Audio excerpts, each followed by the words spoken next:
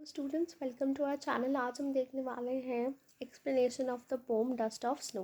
देखिए बच्चे, dust of snow जो है वो लिखी है हमारे पोइट रॉबर्ट फ्रॉस्ट ने। ठीक है, ये जो है बहुत एक इम्पॉर्टेंट नेम है। ठीक है, पोइट और पोम दोनों के नेम जो है वो बहुत प्रोबेबिलिटी होती है पूछने की एमसीक्यूज में भी और जनरली आरटीसी क्वेश्चन में भी। ठीक है बच्चा, ये जो पोम है ये हमारे अ लेटर टू गॉड जो है उसके बाद गिवन है, तो हम इसका ब्लाइंड बाय लाइन एक्सप्लेनेशन देखते हैं। अब डस्ट ऑफ स्नो, तो डस्ट ऑफ स्नो क्या है? The way a crow Shuk down on me the dust of snow from a hemlock tree. The way a crow मतलब इस तरीके से एक क्रो ने शुक down on me the dust of snow, मेरे ऊपर मतलब कि जो हमारे पोइट है रॉबर्ट फ्रॉस्ट उनके ऊपर इस तरीके से डस्ट ऑफ स्नो मतलब जो स्नो है जो एक तरह से मिट्टी की तरह डस्ट की तरह मेरे ऊपर गिरी, जो कि एक हेमलॉक ट्री पर थी। मतलब कि हेमलॉक ट्री है, उस पे स्नो थी और उसी की एक ब्रांच पे एक क्रो आया, जिसकी वजह से जिसने कुछ ऐसा किया कि पोइट के ऊपर जो है वो स्नो गिर गई। Has given my heart a change of mood and save some part of a day I had dream. मतलब कि वो काम, ये इतना छोटा सा इंसिडेंट, ये इतना छोटा इंसिडेंट, ये बात एक बहुत इंपॉर्टेंट है बच्चा, कि ये जो एक छोटा सा इंसिडेंट था उससे उनके दिल में मतलब उनकी पूरी सोल जो थी उसके अंदर एक बहुत बड़ा चेंज आया। Has given my heart a change of mood, मेरे मूड में बदलाव आ गया। And save some part of the day I had rued, और जो रिग्रेट करने में जो उन्होंने अपना पूरा दिन बर्बाद कर दिया था, वो जो है चीज़ें मतलब ख़राब कर दी थी अपने पूरे दिन की, अब वो अपना बाकी का जो दिन बचा है उसको यूटिलाइज करने के लिए बहुत खुश है। ठीक है बच्चा, यहाँ पे हेमलॉक ट्री क्या है? हेमलॉक ट्री एक पॉइजनस प्लांट है जिसके स्मॉल वाइट फ्लावर्स हैं। ठीक है, ये फ्लावर ये जो हेमलॉक ट्री है इसको और स्नो को, दोनों को ही स्नो ने मतलब क्रो और हमारा हेमलॉक ट्री, दोनों को ही हम ऐसा सिंबल कंसिडर करते हैं कि ये हमारे लिए शुभ नहीं है। हम इसे गलत चीज़ के साथ डिनोट करते हैं कि अगर कौवा है तो मतलब गलत चीज़ें होंगी, हेमलॉक ट्री है, it is a kind of मतलब डरावना काइंड चीज़ें होती हैं। तो ये जो है इनको हम अच्छा चीज़ों का प्रतीक नहीं मानते, क्रो और हेमलॉक ट्री को। ये नेगेटिविटी से भरे हैं, ये नेगेटिविटी को दर्शाते हैं, जबकि स्नो प्योरिटी पॉजिटिविटी को दर्शाती है। और ये जो नेगेटिव चीज़ें हैं लाइक हेमलॉक ट्री और क्रो जो हम नेगेटिव कंसिडर करते हैं, उन्हीं की वजह से पोइट के मूड में एक ऐसा बदलाव आता है जिससे उनका पूरा दिन बन जाता है। तो इससे हमें मैसेज क्या मिलता है पोम से?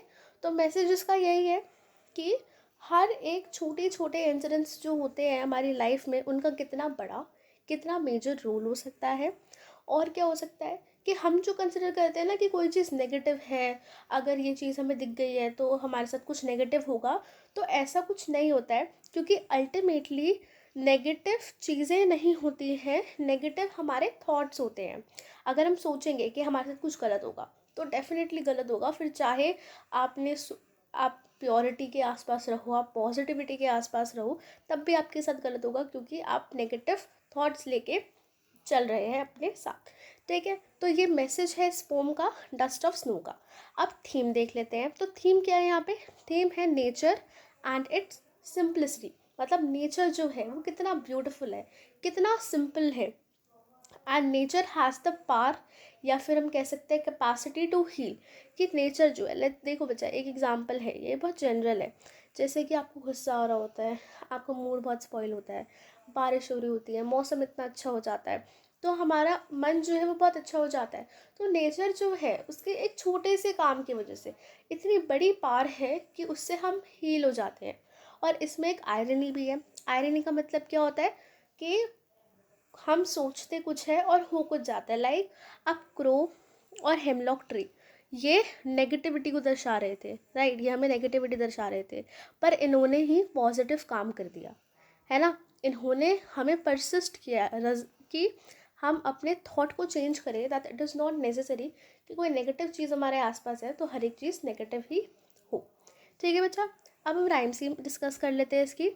तो अब क्रो है, तो मतलब देखो बच्चा, राइम स्कीम क्या होता है, राइम स्कीम में हम देखते हैं कि राइमिंग बैठ रही है या नहीं बैठ रही है। तो हम इसमें जनरली लास्ट वर्ड देखते हैं। तो क्रो में ओ साउंड आ रही है, तो ये ए अलग साउंड है। मी, ये अलग साउंड है। फिर स्नो, तो crow snow, O W sound दोबारा आ रही है तो ए।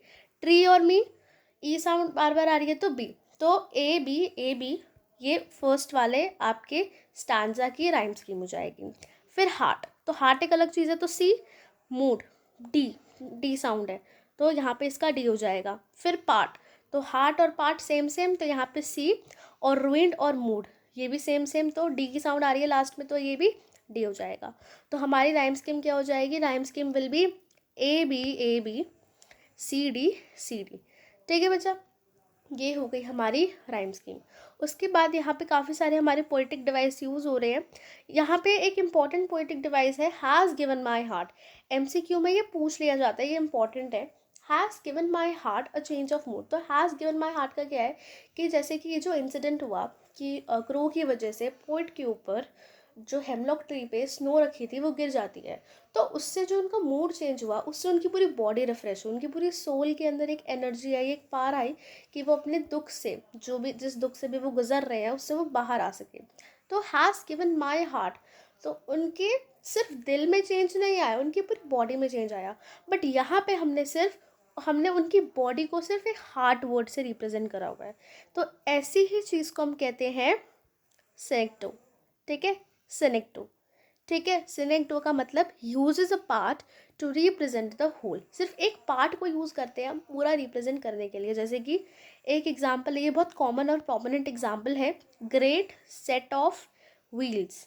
ठीक है बच्चा, अब ग्रेट सेट ऑफ व्हील्स अगर मैं कह रही हूँ तो मैं पूरी गाड़ी की तारीफ कर रही हूँ, पर मैंने सेट ऑफ व्हील्स, एक विशेषता, एक तरह से मैं कह सकती हूँ एक पार्ट को यूज़ किया बस। ठीक है, तो ये यहाँ पे एक इम्पॉर्टेंट हो जाता है। बाकी यहाँ पे एलिट्रेशन यूज्ड हुआ है, सेव्ड सम। ठीक है, और तो मुझे नहीं लग रहा कुछ है। ठीक है, तो यहाँ पे ये दो पोएटिक डिवाइस हमारे यूज़ हुए हैं। I hope this video helps you. I will see you next time, bye bye. And in the next video will discuss fire and ice poem. Thank you.